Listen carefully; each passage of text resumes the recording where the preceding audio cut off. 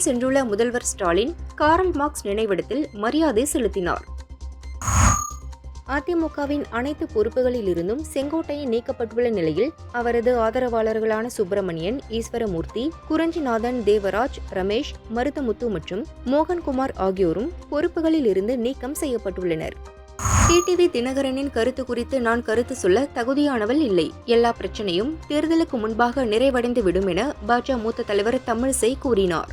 நாங்கள் பலம் பொருந்தியவர்களாக இருப்போம் என்றார். அதிமுகவில் பெரிய சலசலப்பு ஒன்றும் இல்லை. பழனிசாமி விவரமானவர். இதற்கு மேல் கருத்து சொல்ல நான் விரும்பவில்லை என அமைச்சர் ஏவ வேலு தெரிவித்தார்.